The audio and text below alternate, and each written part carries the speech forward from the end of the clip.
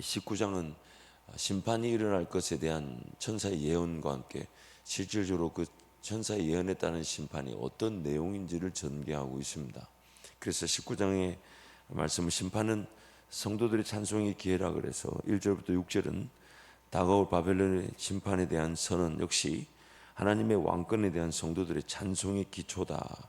7절부터 10절은 다가올 바벨론의 심판과 그로 인해 확립되는 하나님의 통치는 역사가 끝날 때 이스라엘 의인의 정당화와 그리스도와 의인의 완성된 연합의 기초이자 결과이고, 이로 말미암아 우리는 하나님을 영화롭게 한다라는 내용으로 볼 수 있습니다. 그리고 이제 오늘 우리가 살펴볼 11절에서 21절 말씀은 백마를 탄 이가 두 짐승들을 심판하는 내용을 소개합니다. 앞에서 내용되었던 하나님의 그 심판의 구체적인 내용들이 전개되는 것이죠. 11절 16절은 그리스도는 역사가 끝날 때 악의 세력을 패배시켜 악을 심판하겠다고 하신 약속을 성취하심으로써 자신의 주권과 신실하심을 계시하실 것이다. 17절부터 18절은 천사가 마지막 원수의 임박한 멸망을 선언하고, 19절부터 21절은 그리스도는 역사가 끝날 때에 짐승과 거짓 선지자 그리고 그들의 추종자를 멸망시킬 것이다. 그래서 이거 좀 더 쉽게 설명을 드리자면 11절부터 오늘 본문 조금 더 소개할게요. 11절부터 본문 16절까지는 이제 심판하시는 예수님의 모습을 아주 자세하게 우리에게 말씀해 주고 있습니다. 그리고 이제 17절부터 18절은 천사가 이제 등장해서 그 심판의 내용을 선언하고, 그리고 이제 19절에서 21절은 구체적으로 그 심판이 어떤 모양을 띠게 되는지를 설명하고 있는 것입니다. 그래서 데살로니가후서 1장 4절에서 9절 말씀 우리 함께 선포하겠습니다. 데살로니가후서 1장 4절에서 9절 찾아주시죠. 방송실에서 놓친 것 같은데 데살로니가후서 1장 4절에서 9절 말씀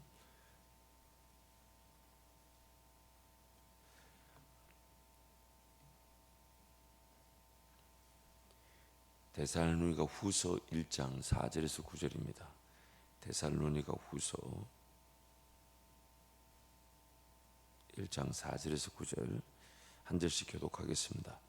그러므로 너희가 견디고 있는 모든 박해와 환난 중에서 너희 인내와 믿음으로 말미암아 하나님의 여러 교회에서 우리가 친히 자랑하노라. 이는 하나님의 공의로운 심판의 표요 너희로 하여금 하나님의 나라에 합당한 자로 여김을 받게 하려 함이니 그 나라를 위하여 너희가 또한 고난을 받느니라. 너희로 환난을 받게 하는 자들에게는 환난으로 갚으시고 환난을 받는 너희에게는 우리와 함께 안식으로 갚으시는 것이 하나님의 공이시니 주 예수께서 자기의 능력의 천사들과 함께 하늘로부터 불꽃 가운데 나타나실 때 하나님을 모르는 자들과 우리 주 예수의 복음에 복종하지 않는 자들에게 형벌을 내리시리니 이런 자들은 주의 얼굴과 그의 힘의 영광을 떠나 영원한 멸망의 형벌을 받으리로다. 아멘. 이 땅의 교회와 성도들에게 환난, 핍박, 박해를 당한 자들은 그 환난, 핍박, 박해를 더한 대로 하나님께서 갚으실 것이고, 그 환난과 핍박과 박해를 당한 성도들에게는 그 인내의 믿음대로 하나님께서 상을 주시며 이 재림의 날에 건져 주신다. 이것이 요한계시록의 전체적인 주제라고 볼 수 있습니다. 그래서 오늘 본문 말씀에 이제 예수 그리스도께서 이제 어떤 모습으로 어떻게 이제 그 대적 세력들, 특별히 그 두 짐승과 그 따르던 거짓 선지자들과 또한 불순종했던 자들을 어떻게 심판한지, 마치 재림의 날에 최종적인 심판과 같은 모습으로 그 심판의 내용을 소개하고 있는 것입니다. 그래서 그 주석의 내용을 소개하면 그리스도의 모습은 심판을 집행하고 만민을 주권적으로 다스리시는 신적 전사로 제시된다. 그리스도의 참된 전체성은 다른 이들에 의해 알려지거나 통제될 수 없다. 그리스도는 하나님의 진노의 포도주 틀로 자기 원수들을 밟으실 것이다. 그뿐만이 아니다. 그리스도의 성도들은 그리스도께서 이 심판을 집행하실 때 참여할 것이다. 그래서 17절부터 18절은 이제 천사가 이 땅에 일어날 일에 대한 그 예언의 말씀을 선언하면서 이제 19절부터 21절이 그 내용이 구체적으로 전개되고 있는 것입니다. 짐승과 땅의 임금들과 그들의 군대, 그리고 그 짐승 앞에서 표적을 행하던 거짓 선지자들이 이제 다 사로잡히게 됩니다.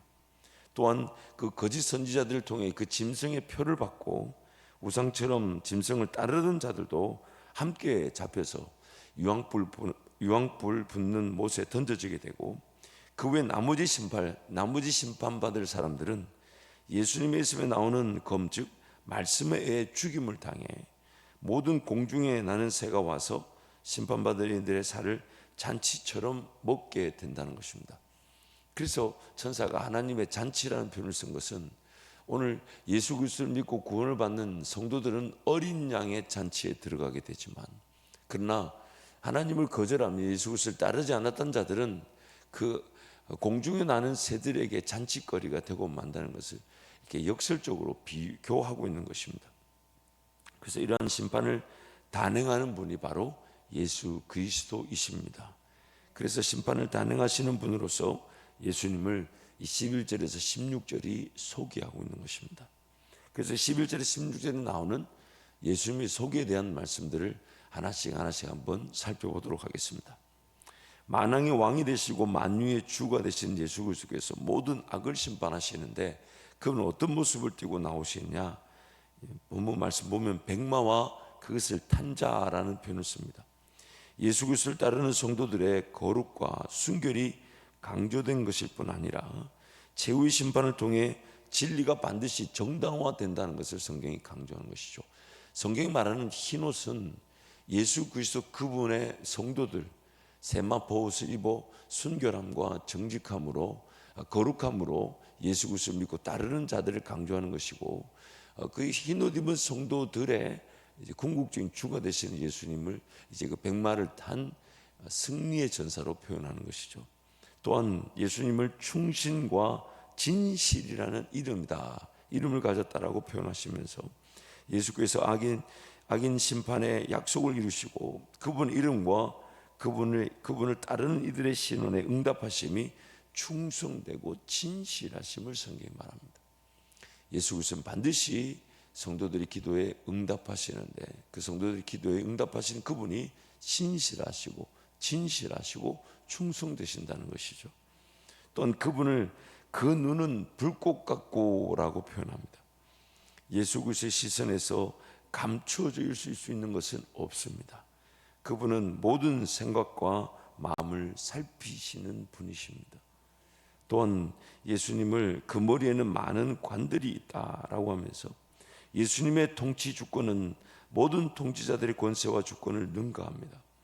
7관을 가진 용이나 10관을 가진 짐승과는 다르게 셀 수 없는 많은 관을 쓰신 분이 바로 예수님이십니다. 또한 예수님은 자기밖에 아는 자가 없는 이름을 가지셨습니다.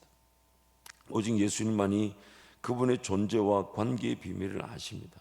우리는 그저 그분을 인내하며 기다리면 되는 것입니다. 그분이 모든 것을 다 알고 계시지만 우리에게는 가려져 있는 부분들이 많죠. 우리뿐만 아니라 세상 모든 만물과 또한 사람들에게 예수님은 왕이 되시지만 다 가려져 있습니다. 오직 그것을 아시는 분은 예수님밖에 없으시죠. 그래서 예수님에 대한 그 계시의 말씀이 비유되어져서 인심판으로 나타날 때 7인 심판, 즉 인봉되어져 있습니다. 그러나 예수 그리스도 외에는 그것을 알 자가 없다라고 성경이 강조하고 있는 것입니다. 또한 예수님은 피 뿌린 옷을 입었다, 즉 피로 적셔진 옷이라고 이제 번역할 수 있는데, 예수님의 심판받을 자들의 선혈로 가득한 모습입니다. 심판이 얼마나 심각한지를 분명히 보여주고 있습니다. 또한 예수님 그 이름은 하나님의 말씀이다. 예수님께서 백마를 타고 하나님의 말씀을 수단으로 대적들을 심판하십니다. 백마 위 예수님의 입에서 나오는 말씀이 날카로운 칼과 같이 심판을 단행합니다.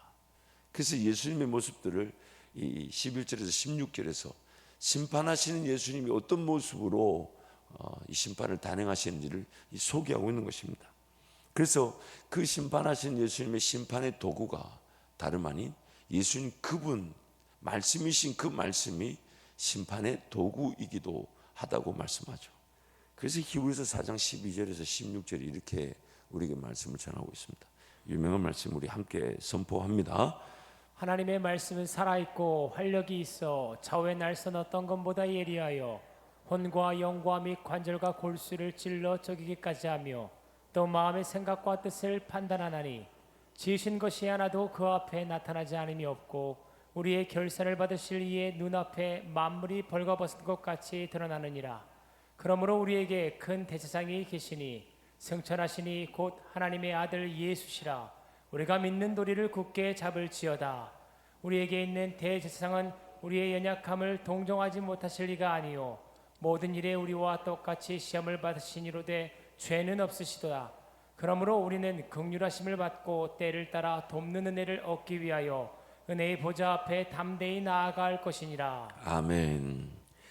구원 얻은 성도들의 특권은 하나님의 말씀 앞에서 어떤 삶의 자세를 취하는가 하는 것입니다. 하나님의 말씀은 예수님께서 이 땅을 심판하실 때 심판의 도구로 쓰시는 날카로운 칼과 같다고 했습니다. 근데 그 날카로운 칼은 모든 죄인들에게 공의 심판의 도구입니다.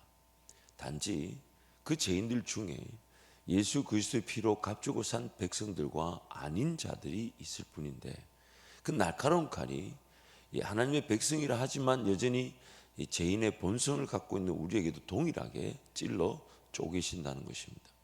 그럼 찔러 쪼갤 때에 오늘 저와 여러분의 반응이 예수 그리스도를 믿고 따르는가 아니면 예수 그리스도를 거절하는가로 드러날 수가 있다는 것이죠. 그래서 하나님의 말씀은 즉 예수 그리스도 그분은 그 말씀으로 이 땅에 기준이 되십니다. 구원 얻는 자들에게는 예수 그리스도를 믿는 향기가 되시고 멸망받을 자들에게는 그 멸망의 분명한 기준이 되시는 것이죠. 그렇기 때문에 오늘 저와 여러분의 삶에 이 말씀이 어떻게 기준으로 자리 잡고 있는지 그것이 오늘 우리의 삶의 관건입니다. 그래서 하나님의 말씀은 오늘 우리를 새롭게 하기를 원하시죠. 그래서 하나님 말씀 우리를 새롭게 할 때 우리의 반응은 하나님 나 같은 죄인을 용서해 주심 감사하지만 이 죄악을 제가 감당할 수가 없습니다. 이 죄인을 불쌍히 여겨 주십시오. 긍휼히 여겨 주십시오. 그것이 우리의 마땅한 반응이어야 되는데 우리가 그 말씀을 그렇게 반응하지 않는 죄인의 습성을 우리도 가지고 있다는 것입니다. 마치 예수님께서 비유로 말씀하셨을 때에 그 비유의 말씀에 바리새인들이 예수의 말에 어떻게 올무를 삼을까, 올무를 잡을까, 꼬투리를 잡을까 그렇게 반응했던 것들. 죽은 나사로를 살리셨을 때에 그 죽은 나사로를 살리신 것을 보며 하나님의 신적 권능을 찬양하기보다는 이 나사로를 살린 것으로 많은 유대인들이 예수를 믿고 따르니까 예수를 어떻게 죽일까 논의하는 그런 유대인들처럼 말씀이 이 땅에 딱 우리에게 나타나게 되면 우리가 이 두 가지 반응 중에 한 반응으로 나타나게 되는데 너무 안타까운 것은 우리도 그런 예수님을 거절하고 부인하려는 죄인됨의 습성을 여전히 가지고 있다는 겁니다. 그 죄인됨의 습성은 아예 말씀을 대하려고 하지 않죠. 나도 모르게 그렇게 거절하려고 합니다. 왜냐하면 그 말씀을 대할 때마다 찔러 쪼김을 당하니 불편한 거죠. 여러분도 일상생활에 이렇게 삶을 사시다 보면 불편한 것들은 극복하고 이기려고 하는 기회가 되든가요? 아니면 회피하든가요? 자꾸만 도망가려고 하죠. 이 도망가려는 습성은요, 이 죄인의 가장 첫 번째 일어났던 반응이었습니다. 아담과 하와가 그 성곽을 알게 하는 나무의 열매를 따먹었을 때 그들이 첫 번째 보였던 반응은 숨었습니다. 그리고 가렸죠. 수치와 부끄러움을 가렸죠. 하나님의 말씀에 대한 우리의 반응입니다. 그러다 보니까 하나님 말씀을 잘 대하려고 하지 않습니다. 요즘 이제 우리 교회에서 3분, 10분, 이제 그리고 20분 이상 이렇게 말씀 묵상을 하는데 그 말씀이 참 꿀처럼 좀 달게 느껴지고 행복함을 알지만 가만히 이렇게 삶의 패턴을 지켜보면요, 그것이 3분 안 하던 사람이 3분을 하게 되고 10분 안 하시던 분들이 10분 하게 되고 그 이상 하게 될 때마다 하루 24시간 중에 따지고 보면 길어봐야 30분인데도 그 시간 구별해서 그 시간 지켜내기가 여간 어려운 게 아닙니다. 안 하다가 그런 새로운 일을 하려고 마음을 먹었을 때 에이 하루 24시간 중에 뭐 3분인데 뭐 10분인데 20분인데 기꺼이 그렇게 도전하지만 막상 그것이 이렇게 진행되다 보면 그 안 했던 것이 3분밖에 안 되는데 10분밖에 안 되는데 20분밖에 안 되는데 그게 잘 안 지켜집니다. 물론 이 새벽에 나오신 분들은 그 정도는 다 지키고 계시니까 이해가 안 될 수 있지만 우리 어떤 삶의 지난날 습관들 한번 보시죠. 그 생각보다 그리고 희한하게 바쁩니다. 이상하게 분주합니다. 그거 그냥 아침 시간에 그렇게 하면 되지라고 했는데 그걸 놓쳐버리면 하루 종일 그 10분 그것 때문에 부담을 가지고 이걸 언제 해야 되나 하긴 해야 되는데 그런 생각으로 하루를 보낼 때가 많습니다. 하나님의 말씀에 대한 우리의 반응인 것입니다. 마땅히 하나님 말씀을 온전히 사모하고 기다리고 그것을 꿀송이처럼 달게 여기며 그 말씀이 나를 찔러 쪼갤 때에 피가 낭자해졌을 때 예수님 나를 고쳐주십시오, 나를 새롭게 해주십시오 이렇게 치료를 받아야 되는데 그 치료를 잘 받으려고 하지 않습니다. 평생 그 말씀의 거부감, 거절감만 있을 뿐만 아니라 그 말씀 자체의 능력을 알고 그 말씀을 회피하려고 합니다. 그래서 찔러 쪼개려는 말씀이 늘 부담이 되니까 그 찔러 쪼개임을 받지 않으려 하죠. 근데 너무 안타까운 것은 그 찔러 쪼개짐을 받지 않은 그 부분이 덮여져 있으면, 가려져 있으면 그 순간에 회피하면 잘 정리된 걸까요? 잘 이겨낸 걸까요? 평생 그것이 우리를 괴롭힙니다. 어느 순간에 조금 참고 인내하는 듯 보이지만 이게 불쑥불쑥 튀어나오죠. 깔아앉아 있어서 이 적기만 해도 다 올라와 버립니다. 그리고 참으려고 하면 참으려고 하는 것만큼 가중되는 것 같아요. 나중에 드러날 때. 그때 그 순간에 한번 드러내고 그냥 용서를 구하고 어떻게 치유되면 좋을지 하나님 은혜를 구하는 것이 훨씬 더 나을 텐데 그걸 참고 그걸 덮어버리고 그걸 가려버리면 아마 한 번씩 3번으로 드러내서 끝날 일이 나중에 3번 참고 드러날 때는 훨씬 더 가중돼서 폭발하게 됩니다. 그게 바로 죄의 능력이죠. 죄성이죠. 그래서 지금 이 하나님 말씀으로 이 땅을 심판하시겠다는 것은 이미 지금도 심판이 일어나고 있는 셈입니다. 하나님을 믿지 않고 예수 그리스도의 말씀을 듣지 않는 그들은 그 삶 자체가 심판인 거죠. 죄와 사망의 법에 사로잡혀 하나님을 떠난 그 자체가 심판된 삶을 사는 것입니다. 그리고 오늘 구원받은 저와 여러분도 그 심판된 삶을 피할 수가 없었는데 하나님께서 은혜를 주시고 그 은혜로 오늘 사라지게 하시는데 근데 그 은혜가 우리를 점점점 어디를 끌고 가냐면 말씀의 자리로 계속 끌고 갑니다. 말씀의 자리로 계속 끌고 가서 우리를 펼치십니다. 혼과 영과 및 관절과 구슬을 찔러 쪼갭니다. 영혼 육 전체를 완전히 드러내십니다. 근데 드러내실 때 구석구석에 야 이런 게 죄였고 이것 때문에 내가 이렇게 고통을 당했고 이것 때문에 내가 그렇게 불쑥불쑥 또 그렇게 처리되지 않았고 다스려지지 않았고 힘들었었구나 라는 걸 이렇게 알게 되는데 언제까지 알게 되냐면 우리의 호흡이 끝나는 그날까지 알아가게 됩니다. 죄와 사망의 법에서 단 1%도 지배를 받지 않는 성도는 없습니다. 그래서 끊임없이 알아가게 되죠.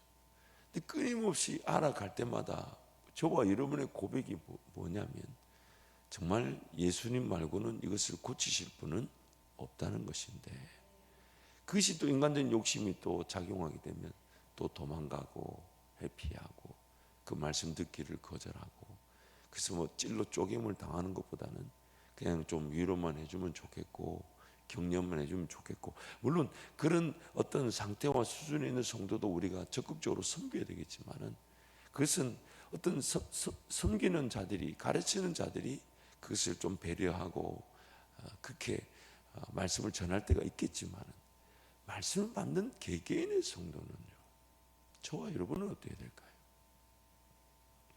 위로를 받고자 하고 격려를 받고자 함도 분명히 하나님의 말씀의 역사입니다.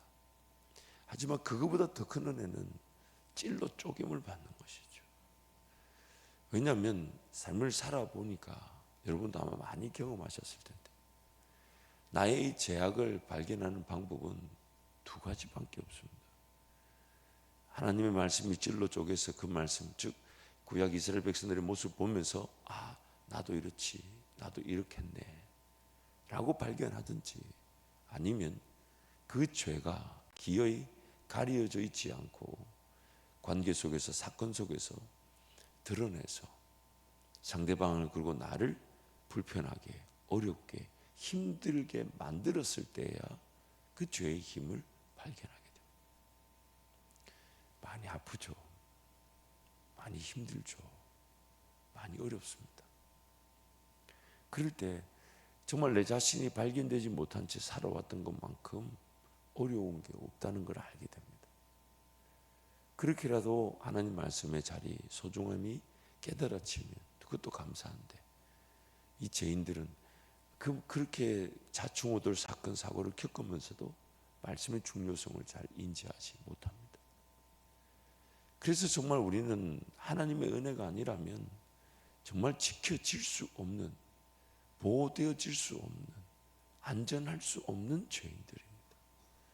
그래서 항상 예수님 그분을 의지하고 예수님을 필요로 하는 것은 다름 아닌 정말 나의 이 죄인됨을 얼마나 인식하고 있는가에 따라 결정되어지게 되죠. 얼마나 죄가 기승을 부리고 있는지, 죄가 얼마나 나를 지배하고 있는지, 얼마나 나를 괴롭히고 있는지, 얼마나 나를 고집스럽게 만드는지, 얼마나 나를 자만하게 하는지, 얼마나 나를 교만하게 하는지. 정말 이걸 제가 표현을 하자면 성경에 나오는 모든 그 죄의 모양들을 우리가 다 그 위험을 가지고 있다라고 성경이 말하고 있어서 한도 끝도 없이 얘기할 수가 있어요.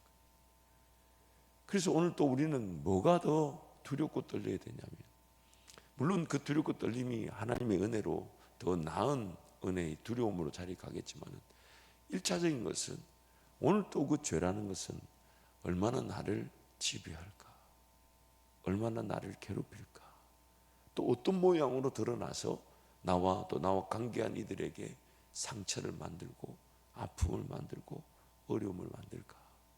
그게 우리에게 늘 두려움으로 있어야 됩니다. 근데 그 두려움으로 예수님 앞에 나아갈 때 예수님께서 위로해 주시죠. 내가 그것을 이기도록 도와줄게, 발견하도록 도와줄게, 또한 그런 일이 일어나도 또 그 상처를 만져줄게, 격려해 줄게. 그래서 예수님께로 나아가죠. 그 예수님께로 나가서 예수님은 그 예수님 그분의 능력에 우리 진정한 두려움을 두려워하게 만들죠. 그래, 내가 예수님을 만나는 것을, 예수님 만남을 놓친 것을 두려워할 줄 알아야 되고, 예수님께 나아가는 것을 거절하게 만드는 모든 내 삶의 문화와 습관들, 이런 걸 두려워해야 되는구나. 진정한 두려움은 하나님을 섬기는 두려움이 되는구나. 그래서 하나님께로 달려나가 예배하고 기도할 때 하나님은 더 놀라운 꿈과 비전을 막 보여주시죠. 그럴 때 우리가 또 가지게 된 두려움이 뭐냐면, 야, 정말 인생에 수많은 기회들이 있었는데, 하나님이 하실 일들이 어마어마했었는데 내가 그런데 너무 관심이 없이 살아왔구나. 그래서 오늘 제가 가진 두려움은 이 죄의 지배에 대한 두려움도 분명히 두려움일 것이고, 하나님 그분 온전히 의지하지 못하는 것도 두려움이겠지만, 나를 통해 하나님의 일하실 그 일하심의 기회를 놓치면서 그냥 땅만 보고 사는 건 아닌가. 정말 이 땅에 내가 할 수 있는 거, 내가 하고 싶은 것만 하고 사는 건 아닌가.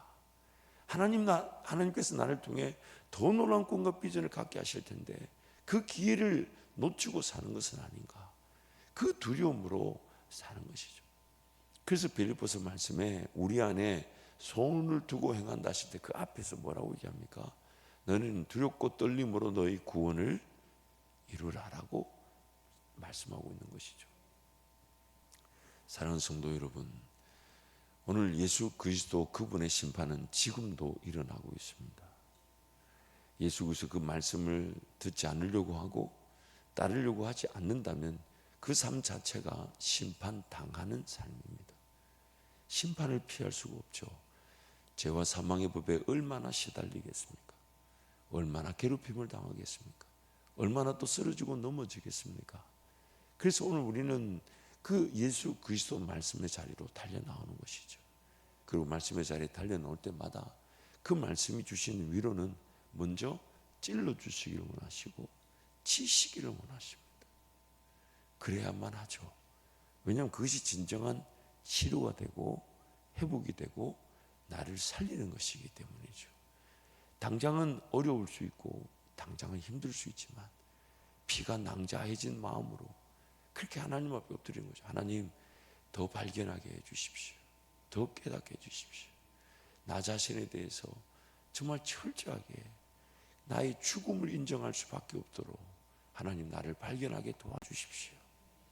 그래서 호세아서 말씀에 그때 하나님을 떠난 이스라엘 백성들에게 호세아 선지자가 뭐라고 담보합니까? 힘써 요하를 하자. 힘써 요하를 하자. 그가 치시나 고쳐주실 것이고 찢으시나 싸매어 주실 것이다. 그렇게 말씀하셨죠. 그것이 바로 오늘 히브리서의 4장의 이 말씀의 역사인 것이고 예수님의 재림의 그날에 더 이상의 회개와 되돌릴 수 기회가 없는 심판이 하나님의 말씀을 통해 자행되어지게 되는 것입니다. 단행되어지게 되는 것입니다. 이제 내일 20장 말씀부터 이제 한국교회 그동안 많이 성도들에게 이제 소개되어 왔던 이제 재림의 그날에 실질적으로 일어날 사건들을 좀 소개하는, 물론 그것이 우리에게는 시간적 역사적 사건으로 해석되어져서는 안 되는데 안 됩니다. 재림의 날에는 그런 분명한 그 사건들의 의미와 내용을 가진 일들이 일어나게 될 사건들. 그래서 소위 말하는 그 천년 기간이라는 그 말씀이 이제 20장에서 등장하게 됩니다. 즉 재림의 그날, 즉 새하늘과 새 땅이 임하게 될 때에 약 그런 상징적인 시간 기간, 그 천년의 시간 동안 이 땅에 어떤 악의 세력들이 다시금 출몰하여지고 그 권세와 능력을 가지고 성도와 교회를 괴롭히게 될지, 그래서 대환란과 그 핍박의 사건들, 또 공중에서 예수님을 또 만나게 되는 그런 사건들에 대한 이제 구체적인 내용들이 전개가 되고, 이제 21장, 22장에서 이제 모든 눈물과 고통을 닦아주시며 이 천국에 대한 새하늘과 새 땅에 대한 그런 말씀들이 이제 전개되면서 말씀이 맞춰지게 됩니다.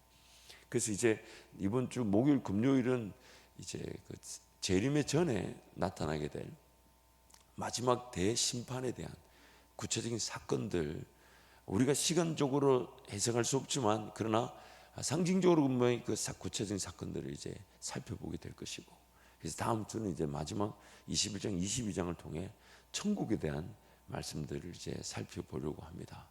사랑하는 성도 여러분, 항상 시선은 예수님이 오늘이라도 오실라나, 오늘이라도 오실라나, 낮에나 밤에나 눈물 머금고 내 주님 오시기만 기다립니다. 정말 이런 찬양을 우리 다음 세대에게 좀 가르쳐 줘야 될 것 같아요. 저도 배웠다기보다는 우리 할머니 돌아가시기 전에 무지하게 부르셔가지고 집에만 가면 이 찬양 그냥 듣고 그냥 집에 들어가면 우리 할머니 늘 이 찬양을 이렇게 부르셨어요. 근데 요즘 들어 이제 그런 찬양들이 물론 다른 어떤 곡조로 불러지게 되지만 삶을 살면 살수록 이 찬양의 소중함을 저도 느끼는 거 보니까 저도 이제 철이 드나 봅니다. 이런 찬양이 이렇게 옛날에 들려드는 찬양이 저도 막 이렇게 말씀을 전하면서 이렇게 불려주는 걸 보니까 저도 이제 여러분의 담임 목사도 이제 철이 드는 모양입니다. 그래서 여러분 정말 요한계시록 말씀들을 통해서 다시금 예수 재림의 날이 더욱 소망되어지기를 축복합니다. 예수 재림의 날을 더욱 기대하고, 왜냐하면 성경이 말하는 오늘을 살아가는 힘은 예수님을 기다리는 그 재림의 신앙에서 오늘을 살아갈 힘이 주어진다는 거죠. 그래서 예수 재림의 날을 기다릴 때 뭘 붙잡으려고 하고, 뭘 얻으려고 하고, 뭘 가지려고 하고, 뭐 더 취하려고 하고, 그래서 이것 주세요, 저것 주세요.